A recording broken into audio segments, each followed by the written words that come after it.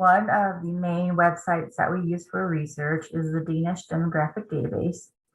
We use this to access the Danish Census, but you can also use it to access the probate index, the immigrant database, which we actually use quite often, and then information and records from St. Croix. But we're going to access the census today.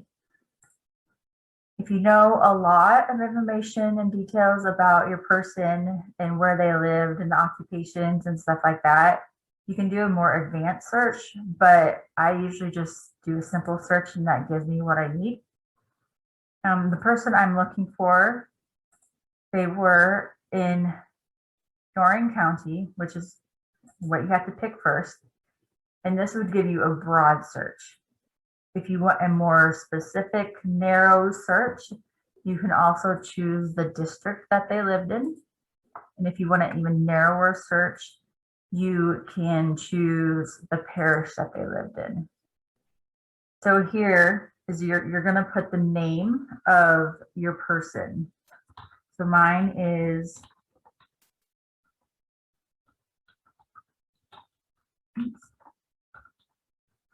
and my person was born in 1845. So here you get to pick your census year. And as you can see, they're not very consistent. They start with 1769, jump to 1787, jump again to 1801, and then 1803, jump again to 1834.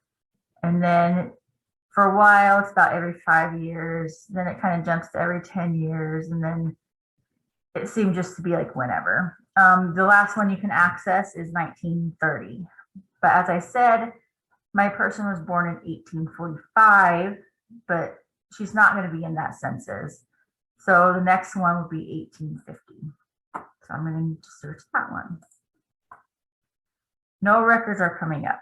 So that could be a simple thing as I didn't spell her name right. And you can either take, try to do different spellings. You could take out the middle name. You could just search a last name. I'm going to try to search just the first name, first and middle name. So from here, we have two that pop up. We have Karen Margareta Jen's daughter, which that's not my person. She's 54 years old. And then we have Karen Margareta Peter's daughter, which the last name is different. I have Peterson. This is Peter's daughter, but she is the right age. She's birthplace is the right place.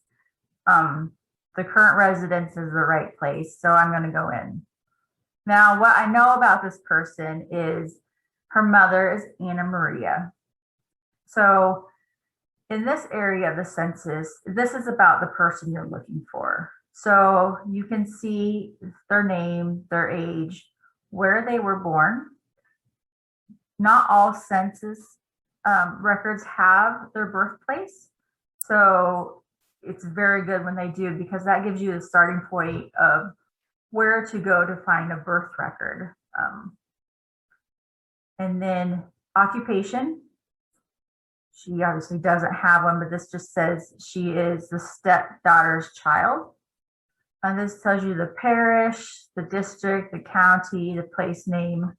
Over here is civil status. This means she's unmarried, which we know. And then the gender, she's female. Down in this bottom part, this is all the members of the household. So you have Anna Christian's daughter, Anders Svensson, Anna Marie Mad's daughter, Jens Madsen, Niels Madsen, Jens Christian Madsen, and Karen Margareta Peter's daughter. You have their ages, you have their status of marriage. Anna Christian's daughter, she's a widow. Anders Svensson is a widower. And then the rest of these are unmarried. Usually you have a position in household. It'll say, like head of house or head of house's wife or their children, that kind of thing. And then over here you have occupations. If you can't read it, you don't read Danish or you don't understand the words, don't be worried to just use Google Translate. We do. It helps a lot. So you can just highlight that, copy it, oops, bring it over to Google Translate, just paste it in there. And so this is the note by Anna Christian's daughter says, supported by the head of household, who is her son-in-law. So here, this is whoop, that didn't translate. Householder, that's not what that means. Husfather means head of household, basically. So he's the head of household. She's the mother-in-law. So as you can see, his wife has died, her daughter has died. These all the house father, her head of household's stepchildren. And then this is the head of stepdaughter's child. So Karen is the stepdaughter's child. There's only one stepdaughter. So, and I know Anna Maria is her mother. So Karen Margareta Peter's daughter's mother is Anna Maria Mad's daughter, and Anna Maria's grandmother is Anna Christian's daughter. And now, if I want to go and find the father, I can go and find a birth record in this church book, in this parish. I can look for a birth record in this parish for Anna Maria. And if I want to find out more about Anna Christian's daughter's parents, I can look through the church books in this parish. Now, if I wanted to find more about Anna Maria Mad's daughter's mother, I can look for her in the census. So she was 26 here in 1850. So she was probably born in 1824-ish. So we can put her in here. Change this to, since there isn't in 1824, we can put this as 1834. And then search. And 24, yeah, she should be, this is right age she should be, 10. This is where she was born. So that all matches up, and she is a child here, so look.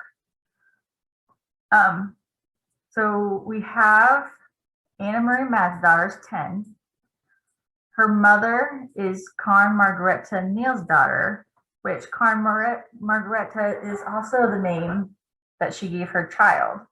So that is kind of a tradition over there to give children the names of parents or grandparents, that kind of thing. And then if you look down here, you have Anna Christian's daughter. She's a widower, and she is the wife's mother. So she is Karen Margareta's mother. And that would make her Anna Maria's grandmother. So this would be Anna Maria's family. So her father is Mads Jensen. Her mother is Karen Margareta Neal's daughter. Excuse me. Then Anna Maria, her brother's Jens Madsen. And then she has another brother, Niels Madsen. Her grandmother is Anna Christian's daughter. This Maria Neal's daughter, it says this is the wife's sister. And then, so then now we know who Anna Marie's parents are. If we want to go back and see if we can find any more about Karen, she was 31, so she was born in 1803. I don't know if we can get that. We can, but she wouldn't be in that. Also, we don't know where she was born because it does not have a birthplace. So we would have to find either like Anne Marie's birth records might have where these two are from. We could look for a marriage record in, Yoring in this parish to see if they were married there, and that might give where they were both from, and just kind of look for them through that. But this is how we use the census to track the people through the years. If I wanted to find more, I can go 1834, I can go to 1840 and see, I can just track her through the years. So here's Karen Margaretta Nail's daughter. She's a widower. So Mads had died by then. So now I have an idea of when he had passed away. He passed away between 34 and 40. And then she has all her kids, her mother, and then these two, this means they are servants. Then I can just keep on going. That was the 40. I could try the 45. Let's see. She comes up. So at this point, Karen has married Anders Svensson, and his birthplace is here. So he was born here. His wife was born. This is what that means here also. Here in the parish. Yes, I don't know why. This just means the same thing here. They're all born here in this parish. He's like a farmer. This is his wife, their children. And then Anna Maria again, and Anders Anderson, which he's a servant, where they were born.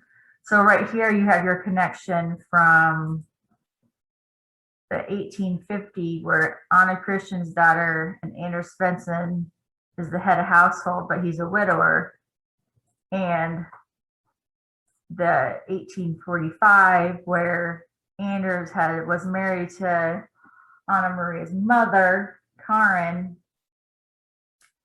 and so she died between 1845 and 1850, because in the 1850, Anders is a widower.